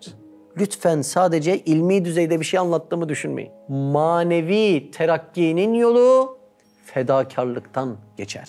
Nasıl midem hararet yaptığında canı su çeker, nasıl midem acıktığında canı yemek, taam çeker. Senin canın niye yemek çekti? Acıktım. Neye acıktın? Yemek diye bir şey var ki acıktım. Midenin açlığı yemeğin varlığına delil olduğu gibi kalbin ruh sıkıntısı, manevi açlığı. Lütfen ilk cümlemi hatırlayın, dersin ilk cümlesini. Maddi açlık insanı strese ve zahmete soktuğu gibi manevi açlık da insanı zahmete sokar dedim. Şimdi cümleyi iyi dinleyin. Benim susamam suyun varlığına delil olduğu gibi. Susadım. Su var ki susadım. Acıkmam nimetlerin varlığına delil olduğu gibi. Acıktım. Neye acıktım? Yemek var ki acıktım. Kalbimin acıkması, of of demesi, ebed ebed demesi de kalbin tatmin olacağı Allah Azze ve Celle'nin varlığına tam bir tevhid delilidir. Yani bizim şu işlediğimiz ders aslında bir tevhid delilidir, bilginiz olsun. Bana sorarsanız bir la ilahe illallah dersi, bir tevhid dersi seni tatmin eden nedir derseniz işte Üstad Hazretleri'nin şu dersidir. Şu an biz latife incelemesi adı altında tam bir tevhid dersi işledik, bilginiz olsun. Demek ki tevhid delilini 4'e ayırabiliriz. Birincisi Kitab-ı Kebir-i Kainat. Yani Allah Azze ve Celle'nin maddi tecessüm etmiş ayetleri. Portakalı, sen, saçın, kaşın, gözün. İkincisi Kur'an. Üçüncüsü nübüvvet yani peygamberlik. Bunların her birisi Allah'ın varlığına delil olduğu gibi dördüncü Allah'ın varlığına en büyük delil de vicdandır. İnsan iç açlığından direkt bunun karşılığı olması gerektiğini anlayıp madem acıktım diyor demek ki doyuran var. La ilahe illallah rahatça diyebilir. Ve böyle bir iman şekli içten geldiği için hiçbir vesvese ve şüpheye bulaşmaz. Sizin iman edişiniz dışarıdan gelen ama kalpte sindirilmeyen bilgilerle olursa dışarıdan gelen şey toza, kire, çamura bulaşacağından bir sürü vesvese, bir sürü şüpheyle gelir. Ama sizin iman edişiniz ihlas ile yani içeriden yani fıtri yani vicdandan yani latife-i Rabbaniye'den hani bunların karşılığı diyerek olursa içeriden gelen bir iman sarsılmaz, yırtılmaz, kopmaz, kainata meydan okur. Hiçbir vesvese ve şüphe ona ilişemez. Şuradan ayrılmak istemiyorum ya şu kalp kelimesinden ya. Nasıl mesele ya? Havas-ı hamseyi, batıniyi konuşuyorduk. Birincisi kalp yani latife-i Rabbaniye dedik. İkincisi ruh. Kısaca anlatacağım, ayrıntıya girmeyeceğim. Ruh deyince şunu anlasak iyi olur.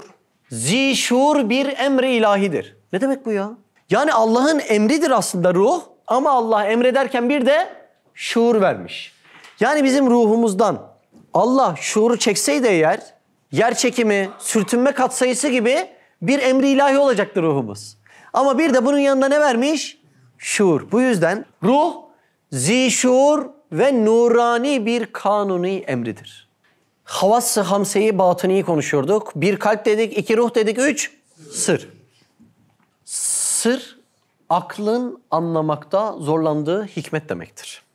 Bu aynanın siyah macunu vardır bilir misiniz? O aynanın görüntüyü sağlayan siyah macununa sır denir. Bizde de müşehadetullah'ı sağlayan o siyah macun görevindeki manevi organın, latifenin adı sırdır. Peki sır ne işe yarar? Vücudun duygu merkezidir. Sevinmek, üzülmek, yeise düşmek, ümitlenmek, bu ve benzer duyguların tamamını gerçekleştiren manevi organ yani latifenin adı sırdır. Hani sen yemek lezzetini bu latifenden, dilden, görüntü lezzetini bu latifenden alıyorsun ya. Biz de işte ruhun lezzeti, üzüntüsü, sevinci, süruru bunları sır latifesi sayesinde alıyoruz. Aynı böyle organ gibi düşünün bunları. Peki sır latifesine sevinme, üzülme, korkma, kahramanca hamiyetli bir şekilde davranma gibi özellikler sizce neden verilmiştir? Çok güzel. Çünkü sır latifesinin en temel özelliği Allah Azze ve Celle'nin ilahi halleri dediğimiz şunat-ı ilahiyeye bir mikyas, bir ayna olmasıdır. Siz cüz'i bir lezzet alırsınız ve oradan Allah Azze ve Celle'nin mukaddes bir lezzet aldığını anlarsınız. Ama nasıl bir lezzet? Biz tabirinde aciziz. Şimdi az önce dedik yemekten herkes lezzet alır ama ikram etmekten herkes lezzet almaz. Siz ikram ederek bir lezzet alırsınız ve onun bir esma tecellisi olduğunu anlarsınız. Dersiniz ki demek ki Allah cevvat-ı mutlak, yani mutlak bir şekilde ikram eden. Ben şu kadarcık ikramdan lezzet alıyorsam Allah bize kainatları sarf etmiş. Demek ki çok mukaddes bir lezzet alıyor ama haşa bizim gibi değil. Biz onun aldığı lezzetin tabirinden aciziz diyor Üstad Hazretleri. Bazen böyle çok canınızı sıkan bir hadiseye şahit oluyorsunuz ya, insanlık dışı bir hadise. Tam orada siz nasıl öfkeleniyorsanız diyorsunuz ki demek Allah Azze ve Celle de gadaplanıyor ama haşa biz gibi değil. Başka bir şekilde. İşte sır dediğimiz latifenin en temel vazifesi şunat-ı ilahi dediğimiz Allah Azze ve Celle'nin ilahi hallerine bir ayna, bir mikyas olmaktır. Sır doğru çalışsa insan şunu anlar. Bir ressam çok kabiliyetliyken resim yapmazsa ne olur? Canı sıkılır. Sizde Messi gibi, Ronaldo gibi kabiliyet olsa futbol oynamasanız ne olur? Canınız sıkılır. Ressam nasıl bu kabiliyetini kullanmazsa canı sıkılır. Zıttı ile konuşalım. Kabiliyetlerini kullanırsa hem kendi yaptığı resimden muazzam bir lezzet alır hem de başkalarının o resmi gelip övmesinden muazzam bir lezzet alır. Şimdi aynı olayı Allah Azze ve Celle'nin mukaddes lezzetini tanımak için kullanalım. Demek ki Allah Azze ve Celle hem kullarını yaratıyor, kendisi görüyor, mukaddes bir lezzet alıyor. Hem de kulların bu güzelliği görüp Allah'ım sana hamdolsun demesinden ayrı mukaddes bir lezzet alıyor. Nasıl anladık? Ressamın, futbolcunun aldığı lezzetten anladık. Görüyor musunuz? Ne işe yarıyormuş sır dediğimiz latife? Ufak bir istidradi bilgi daha vereyim mi? Bilmenin seviyeleri vardır. Mesela ben şurada duman görsem, orada ne var derim? Ateş var derim. Neyle bildim ben bunu? İlimle bildim. Buna ilmel yakin denir. Ben o ateşi gözümle görsem, ateş var derim. Bu sefer aynel yakin, gözümle bunu bildim. O ateşin dibine gitsem, şöyle elimi vursam, ne kadar sıcakmış derim. Hatta gözüm bağlıyken bile onun ateş olduğunu anlarım. Buna hakkel yakin denir. Bir de o ateşin içine girip ateşle birlikte yanarsan, ondaki derin lezzeti sen de tatarsan, buna da sırrel yakin denir. Çok lezzetlidir ve lezzetli olduğu kadar çok tehlikelidir. Hafif açayım mı? Şimdi şu an var olan duygularınızla bu sudur, bu ışıktır, bu patatestir, bu ekmektir ayırt edebilir misiniz? Edersiniz. Burası milyon derece yansa her yer kor olur. Doğru mu? Eşya kalmaz. Ne olur eşya? Kor olur. Hangisini tutsanız ayırt edebilir misiniz? Ayırt edemezsiniz. Her birine tek bir şey dersiniz. Kordan alev dersiniz. İşte kimileri o sırrel yakin mertebesine çıkmış. Etrafta her şey kor gibi olmuş. Allah'ın haşa zatı mı, esmasının tecellisi mi artık ayırt edememiş ama bir de lezzet almış ve kimileri enel hak, ben hakkım demiş. Vahdetül vücut diye bir meslek ortaya çıkmış. İşte o mesleğin yakin, yani bilme şekli sırrel yakindir. Çok lezzetli gibi gözükse de çok tehlikelidir. Devam ediyorum. Havas-ı hamse-i batıniyi konuşuyorduk. Kalp, ruh, sır konuştuk. Diğer ikisini aynı anda konuşacağım. Hafi, gizli, kapalı demektir. Bir de ahva. Çok gizli, çok kapalı demektir. Bu iki manevi organ Allah Azze ve Celle'nin zati sıfatlarının tefekkürü için bize verilmiştir diyerek bu konuyu sonlandırıyorum. Başka birkaç tane daha latifeyi örnek vereyim, aklımızda kalsın. Hayal isminde bir latifemiz var. Yani biz hayal ediyoruz ya. Ne yapıyoruz biliyor musunuz hayalde? Manaya suret giydiren latifedir. Mesela şöyle dışı kırmızı tuğlalardan örülmüş bir evimiz olsa mesela aslan. Ne yaptın şu an biliyor musun? Manaya suret giydirdin. Hayal latifen çalıştı şu an. Bu latifenin gardırobu neresidir? Aleme misaldir bunun gardırobu. Misal aleminden sürekli suretler giydirir. Kullandığı gardırop sizin şuur altı muktesebatınızdır.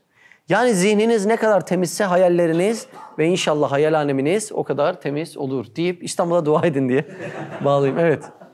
Bir diğer latifemizin ismi işaret. Ne demek? Küçücük bir işaretle mananın tamamını anlamak demek. Hani lep demeden leblebi diyorlar ya, işte o bu latife.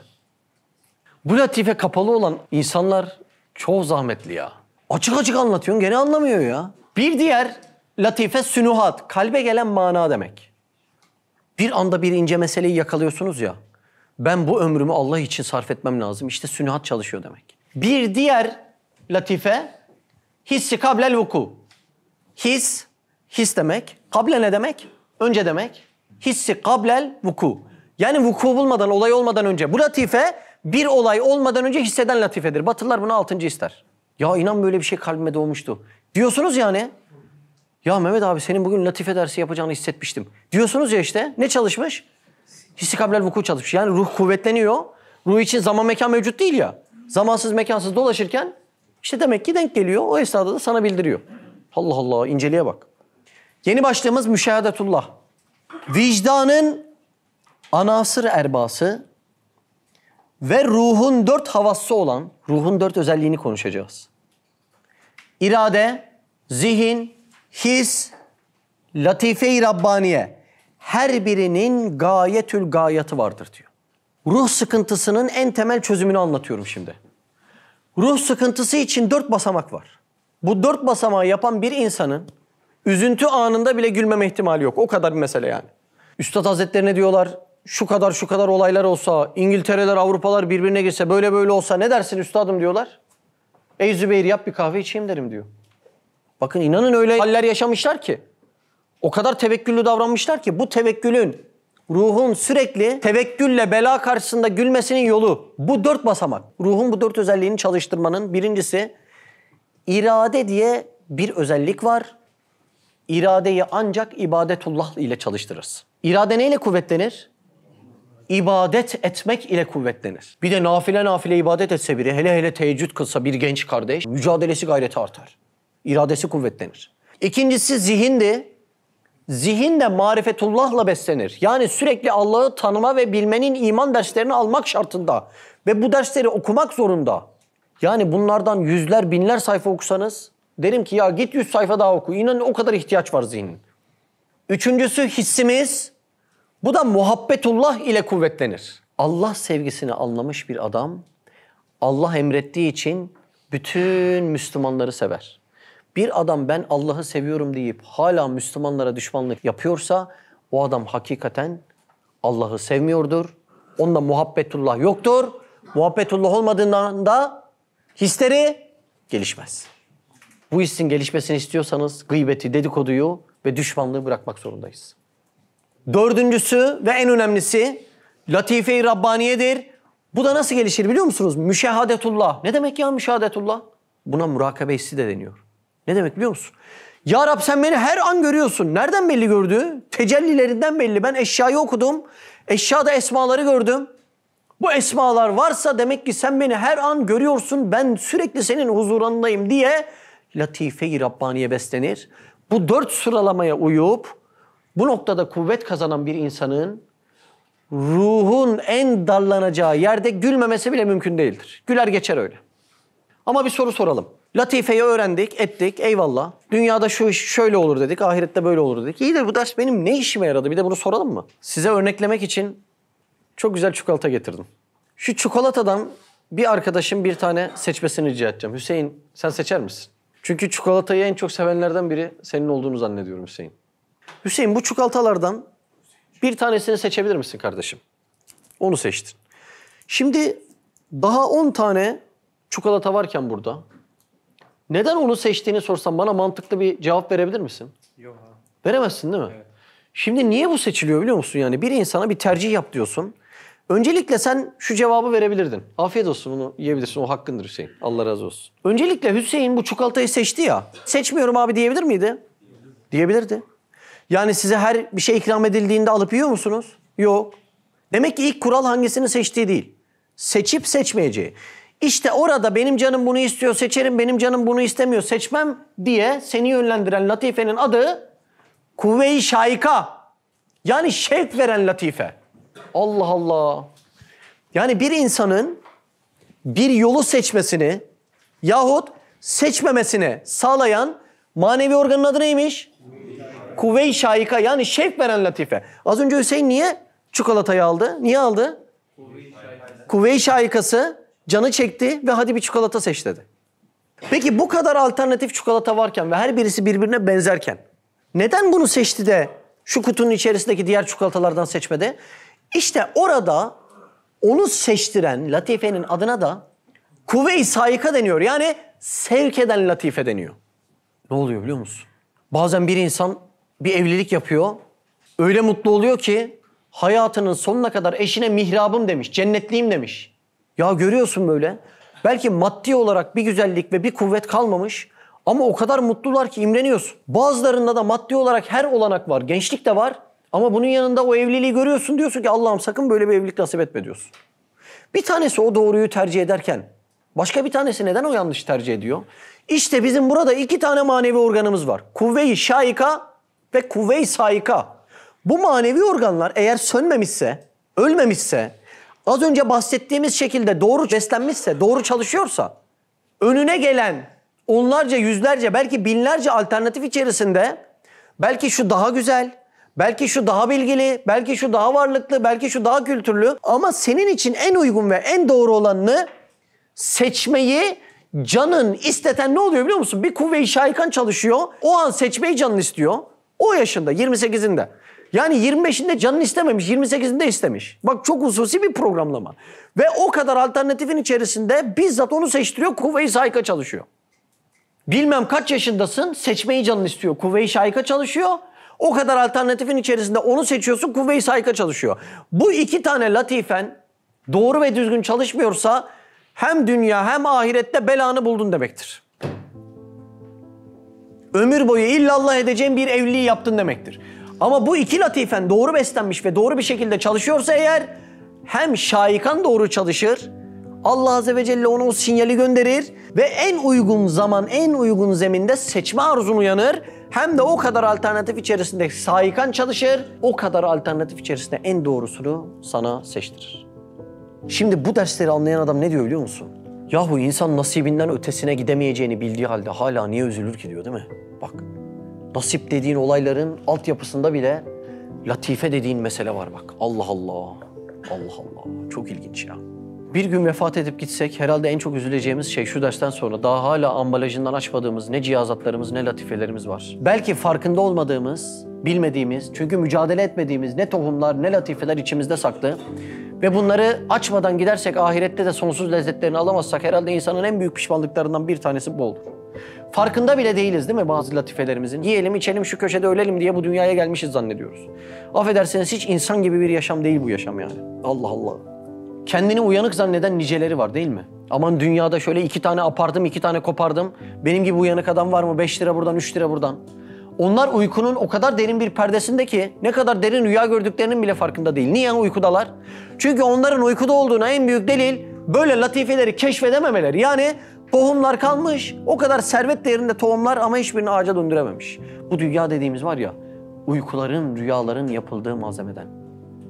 Uyan. Subhaneke la ilme lana illa ma allamtena inneke entel alimul hakim. Ve ahiru davana elhamdülillahi rabbil alemin. El Fatiha.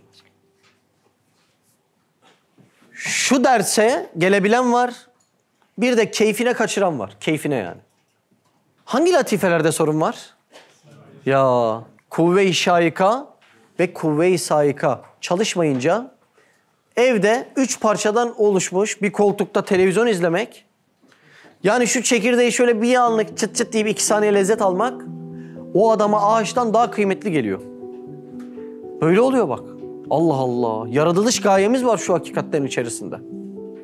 Tohumun toprağa düşmesi de yetmez. Bak çok ince bir mesele var.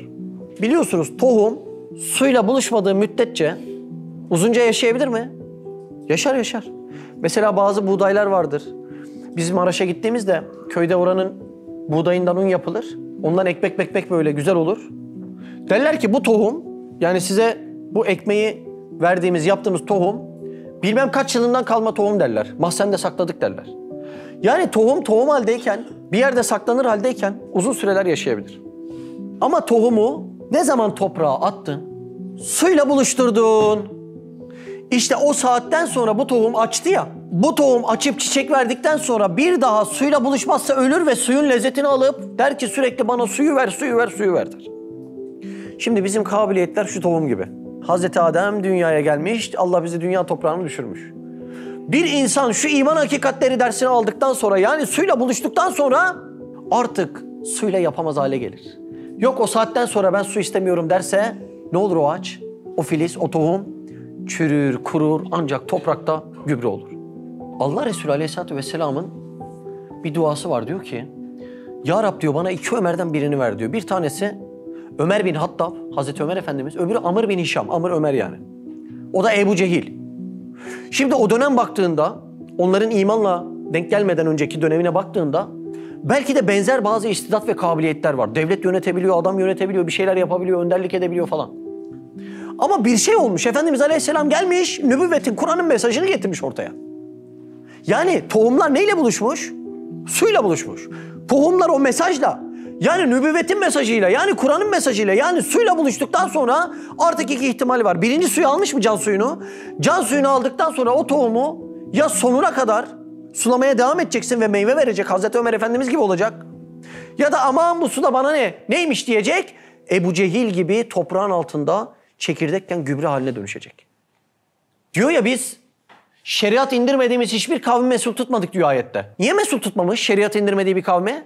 Niye mesul tutmuyor?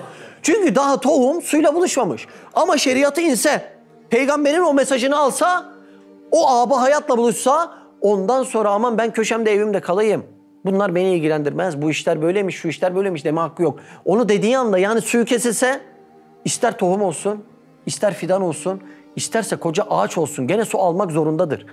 O su kesildiği anda o saatten sonra çürür ve gübre olur maalesef. Az önce örnek verdik ya, bu asır keşmekeş, alim cahil dinlemiyor.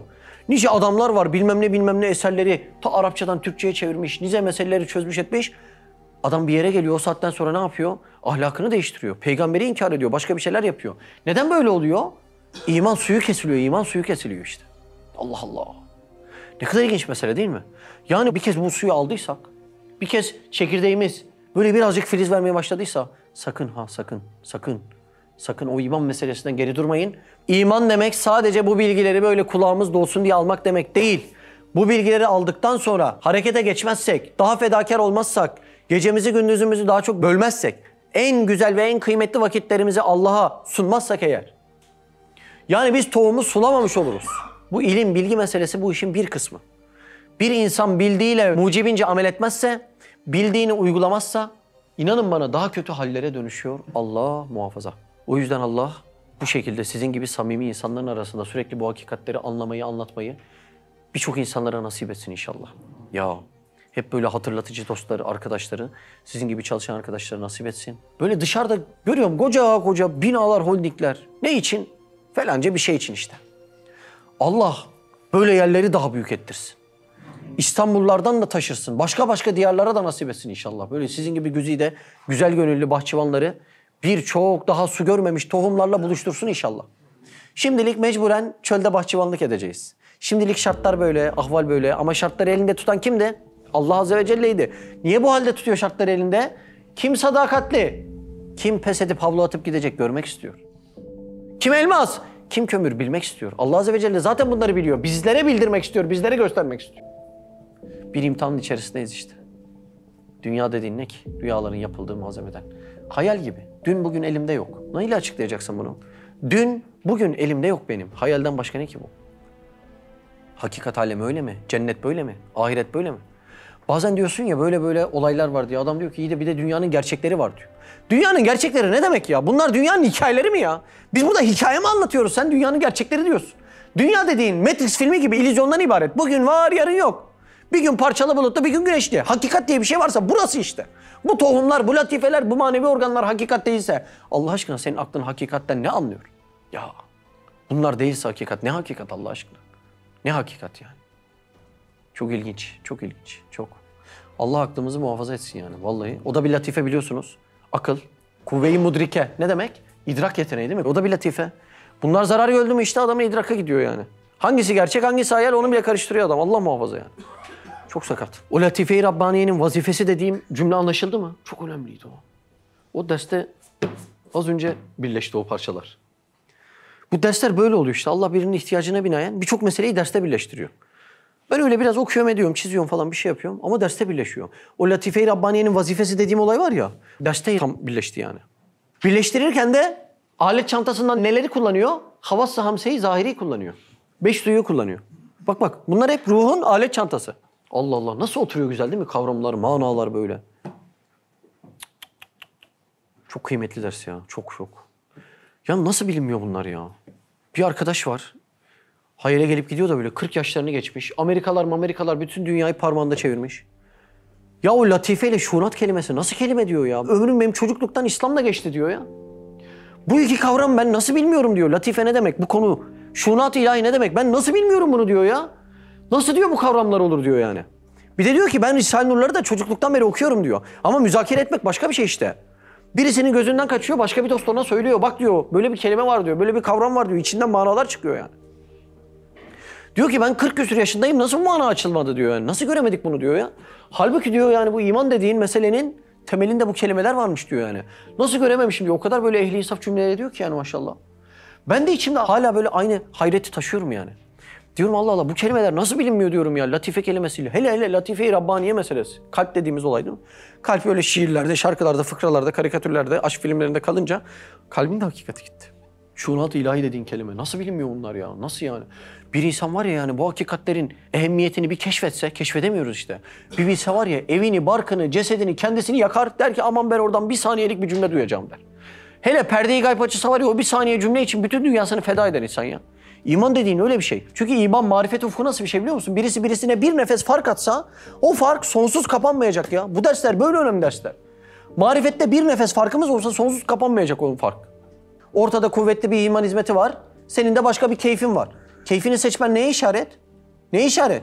Latifenin yaralı olduğuna işaret. Bak zorlamayın. Zorlamayın yani. Konu bizle ilgili değil ha. Beni zorlamayın demiyorum. Yanlış anlamayın ha haşa. Beni zorlayın ya. Biz kardeşiz. Ölene kadar birbirimizi omuzumuzda taşıyacağız bir şekilde. Bir gün gülerek, bir gün bağırarak taşıyacağız. Bu işi zorlamayın yani. Latife tıkandı mı ondan sonra sıkıntı çıkıyor. Anlıyor musun beni? Zorlamayın bak burayı. Söner ölür diyor yani. Söner ölürse ne yapacaksın sen? Hangi tornacıda açtıracağını zannediyorsun? Böyle bir dünya yok yani. Ondan sonra Kur'an-ı Kerim dünyanın en manasız şeyi gelecek sana. İman hizmeti dünyanın en gereksiz şeyi gelecek sana. Zannedeceksin ki böyle gelen buralarda bir şeyler yapıyorlar. Sonra dağılıyorlar zannedeceksin. Olur mu? Kainatın, yaşamın, varlığın, insanlığın sırrı bu derslerde keşfediliyor. Kainatta önemli bir şey varsa burasıdır. Başka işler değildir yani. Allah Allah. Muazzam çelişkiler bunlar. Ciddi sıkıntılar bunlar. Latifelerin hasarlarıdır bunlar yani. Zorlamayalım, zorlamayalım. Zaten yaralıyız, yara bereliyiz. Bunlar rehabilite etmeye çalışıyor bizim dersleri yani. Aman diyoruz ya Rab, şu ambalajında kalan bilmem ne olan onlara bir can suyu gitse de bir keşfetsek. Onları keşfedemedin mi ahirette cennet diye bir lezzetten eksik kalacaksın, nakıs kalacaksın. Allah muhafaza. Çok önemli. Maneviyatı inkişaf ettiren en mühim şey fedakarlık. Yapacaksınız fedakarlığınızı. Seninle oluşmayan şartlarını kim oluşturmadı? Allah. Niye oluşturmadı? Fedakarlık yapacaksın ki latifen beslenecek. Kadere tenkit ediyoruz ya. Diyoruz ki Allah'ım sen şu şartları haşa yap da bir ben de yoluma bakayım diyoruz. Onu diyenlerin şartları olunca zaten yoluna da bakmıyorlar ha. Öyle bir dünya yok yani. Meyli olan latifesi çalışan orada yapıyor zaten ha. Anladın mı? Allah'ın orada hoşuna gittiğinden dolayı devam yolları sana şehralları açıyor öyle. Orada yapmayan hiç yapmıyor yani. Öyle bir dünya yok. Senin önderin, piştarın efendilerimize baktığımda, sahabe efendilerimize Allah Resulü Aleyhisselam'ın hayatına baktığımda şart mı beklemişler Allah aşkına ya? Allah hangi şartı verse razı olmuşlar. Ayette en son demiş ki Allah onlardan razı, onlar Allah'tan razı. Murtaza makamına ermişler. Böyle bir şey olur mu ya?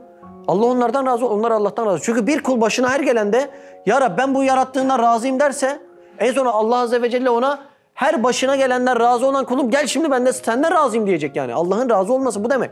Allah razı olmadığı bir kulu kendisinden de razı etmez. Kadere de razı etmez. Biz bazen başımıza gelen bir olayı niye tenkit ediyoruz? Haşa Allah'tan razı değiliz. O yüzden tenkit ediyoruz biliyor musunuz? Peki biz niye haşa Allah'tan razı değiliz? Çünkü Allah o an senden razı değil. Zorlama diyor. Zorlama. Zorlama. Zorlama. Bu kapıyı zorlama. Latifeni öldürme. Latifeni söndürme. Anladın değil mi? Kaderi tenkit eden başını niye vursa vurur? Haşa çünkü hitaben Allah'ım ben bu işten razı değilim. Senden razı değilim diyorsun. Neye vuracağım başını? Tabii örse vuracaksın. Tabii örse vuracaksın. Allah'ın her yarattığı, her seçtiği en güzel makamına ermemiz lazım. Kadere iman eden kederden emin olur noktasını iliklerimize kadar yaşamamız lazım. Lütfen artık şu küçük dünyalarımızda sıkışmayalım. Başımıza gelen olayları yaratan Allah. Daha ufacık olayda sıkışıyoruz ya. Ama şuram ağrıdı, evde şu var, maddi bu var. Ya ne var ya? En güzeli yiyoruz, en güzeli içiyoruz. Ne var Allah aşkına? Yumruk kadar mide. Çok peşine düşüyoruz. Ne var Allah aşkına ya? Çok abartıyoruz. Allah dünyadan büyük. Hiç abartmaya gerek yok. Yani latifeyi buralarda kullanamazsak bu dersler anlamsız kalacak. O yüzden açıklamalar yapma ihtiyacı hissettim. İfade edebiliyor muyum demek istediğim? Rahat olun ya, rahat olun ya. Rahat olalım ki yani Allah'ın bizden razı olduğu ortaya çıksın inşallah. İnşallah öyledir inşallah. Çok kıymetli, çok. Çok küçükler var ki büyükleri yutar diyor. İş yerinde vaktim var ama ezber yapmak içimden gelmiyor. Ah paşam. Patronun emrediyor, şehir şehir gidiyorsun ya. Evde de ufak bir sorun çıktı, böyle böyle oldu. Ne oldu? Bedir Harbi'ne mi gittin? Bedir'de sahabe efendilerimizin lütfen kimliklerine bakın. Bir yerde bir sahabe efendimiz var, düşman cenahında kim var? Babası var. Bir yerde bir sahabe efendimiz var, düşman cenahında kim var? Öz kardeşi var. Ne oldu ya? 2 tane laf duydun, ne oldu ya? Allah aşkına lütfen ya, lütfen. Yani bu kadar okuyoruz, bari işimize yarasın yani. Biz öyle aciz kalmayalım ya, lütfen ya, lütfen. Latife gidecek yani, bu söndü mü? Geçmiş olsun. Öldü mü? Haydi hepimiz toplanalım yani sabahtan akşama kadar. Çok sıkıntı yani, çok. Çok ciddi bir mesele, çok. Çok yani, çok. Ciddiyetini iyi anlamak lazım. Ya Rab, her şeysiz yaparım, sensiz yapamam. Ya Rab, her şey eksilsin, sen art ya Rab. Ya Rab, beni bırakma, bahtına düştüm ya Rab, bahtına düştüm ya Rab, bahtına düştüm ya Rab. Acizim, fakirim, garibim. Çok düşmanlarım var, dayanacağım noktam yok. Bahtına düştüm, sen beni bırakma ya Rab, ya Rab, ya Rab. Her şeysiz olur, olanları gördük. Ama sensiz olmaz. Seni tercih etmeyenlerin de sonunu gördük ya Rab. Ya Rab, ya Rab diye. Çok önemli dersler, çok. Siz de Hayalhanem İstanbul ve diğer tüm projelerimize destek olmak için buradaki linke tıklayarak online bağışta bulunabilir veya aşağıdaki iletişim numaralarından bizlere ulaşabilirsiniz.